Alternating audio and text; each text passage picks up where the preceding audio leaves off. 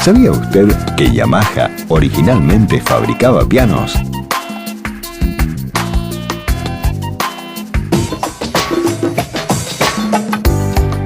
Fabián, me convenciste. Háblame de la matriz de Haddon, por favor. Bueno, buenas noches nuevamente. Vamos a seguir tratando el tema de la siniestralidad y cómo, una vez que tenemos un diagnóstico, cómo se procede a buscar soluciones.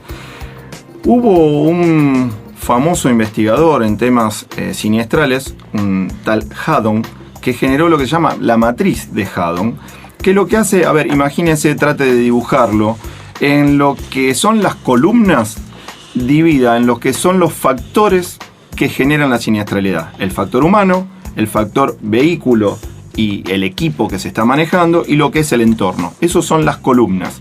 Y en las filas analiza qué pasa antes de que se genere el choque, en el momento del choque y después del choque. Eso le va a generar una matriz. En esa matriz se analiza qué pasa, por ejemplo, cuando combinamos el factor humano con lo que sucede antes del choque. ¿En qué tengo que trabajar en el ser humano para que no se genere el choque? ¿En qué tengo que trabajar con el ser humano? Me voy al renglón siguiente, en el momento del choque. ¿Y en qué tengo que trabajar con el ser humano después del choque? Eso se aplica también para el vehículo y se aplica también para el entorno. ¿Qué vemos con todo esto? Que cuando se hace un análisis, vemos que el 87% de los siniestros, y hay mucha gente que lo va a discutir a esto, el 87% de los siniestros se deben a factores humanos. Obviamente que quien hace una carretera mal hecha también tiene un factor humano, quien hace un auto mal hecho también tiene un factor humano. Hay talibanes, digamos, de estas posiciones que dicen que en realidad el ser humano no tiene nada que ver, que son todas causas que inducen al ser humano a que se cometan esos errores. Vamos a hacerlo más simple. Dentro de lo que es el 87% de los siniestros, si uno puede trabajar en el factor humano, lo primero que debe hacer es trabajar en la información y en la educación, en la generación de actitudes, que eso es cultura, no es educación, es cultura. En el tema de la aplicación de la reglamentación, por lo pronto quien debe aplicar esta reglamentación es la policía. Y después lo que se lleva a un factor muy importante en la cantidad de siniestros es la columna que le sigue, que es la del vehículo y el equipo.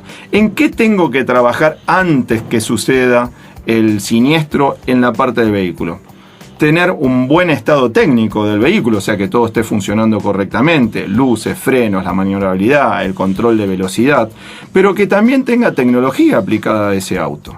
Para eso, ese cuadradito de los 9 es en donde uno empieza a ver el ABS, las suspensiones inteligentes, todo lo que tenga, el control de tracción, el control de estabilidad, todo va ahí adentro, que es previo al siniestro, lo que genera esa protección extra para que no se produzca precisamente el siniestro. Por otro lado ¿qué pasa cuando sí se genera el siniestro y bajo un renglón pero me mantengo en la misma columna? ¿Qué dispositivos de retención tengo? ¿Qué dispositivos de seguridad tengo, como por ejemplo el airbag o los protectores de rodillas o los apoyacabezas inteligentes? Esas son cuestiones no menores. Pero también cómo influye el vehículo en el post-choque.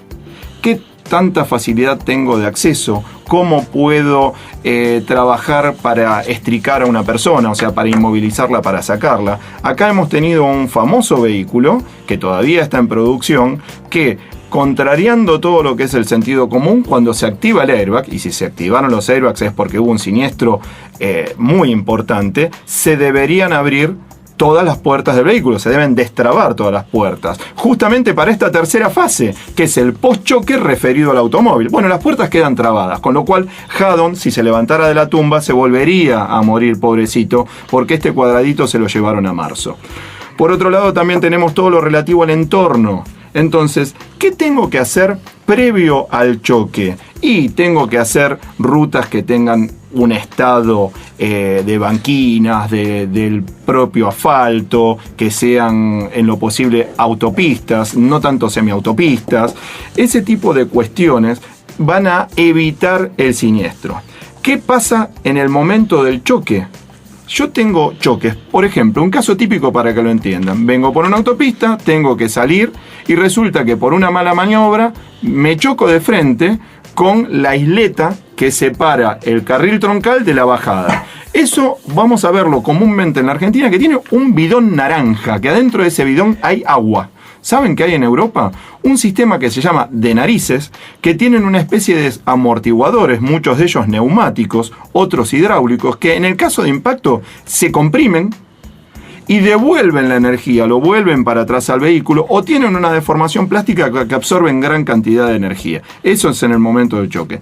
¿Y qué pasa después del choque? Tenemos que tener sistemas de SOS, sistemas de emergencia, sistemas de ambulancias, que no siempre están disponibles en nuestro país. Con lo cual, si uno puede tomar esta matriz de Haddon, que vincula los factores siniestrales, el ser humano, el vehículo y el entorno, y cruzarlo con lo que pasa en la fase anterior al choque, en el momento del choque y el posterior del choque, si uno tiene un buen diagnóstico de la situación vial del país, de una provincia o de una comunidad, puede empezar a aplicar soluciones. Mientras no tengamos diagnósticos, les vamos a estar tirando tiros a la luna. Pero hay muchas cosas que son claras. Por ejemplo, la parte humana, tanto en educación y cultura, como la parte vehicular en cuanto a las faltas de protección y a nuestras rutas, que dejan muchísimo que desear tanto en diseño como en mantenimiento.